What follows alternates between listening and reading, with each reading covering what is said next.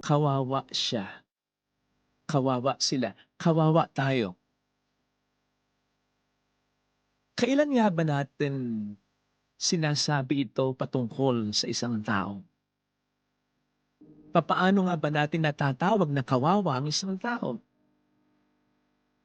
Kapag gipit na gipit siya sa pera, kapag nagkasakit siya ng malubha, kapag pinabayaan siya ng mga taong inaasahan niya, kapag inaapi siya, kapag wala siyang makain, kapag namatayan siya ng hindi lang isang mahal sa buhay, in just a span ng kaunting araw, walang duda, kaawa-awa nga po ang mga taong nasa ganyang kalagayan.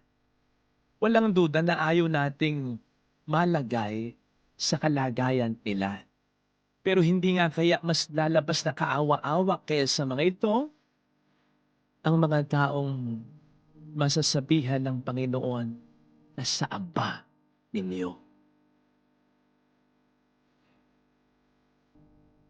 Sa ibang translations po, ang translation para sa woe to you na sinabi ni Kristo sa mga eskrib at Pariseo sa konteksto ng ating narinig na ebanghelyo ay kaawa-awa kayo. Yun ang sinabi ng Panginoon, imbis na sa aba ninyo. Na para sa akin, okay lang. Sapagkat naniniwala ako na nakaramdam din talaga ng awa ang Panginoon sa mga eskriba, sa mga Pariseo. Sa konteksto ng ating narinig na ebanghelyo,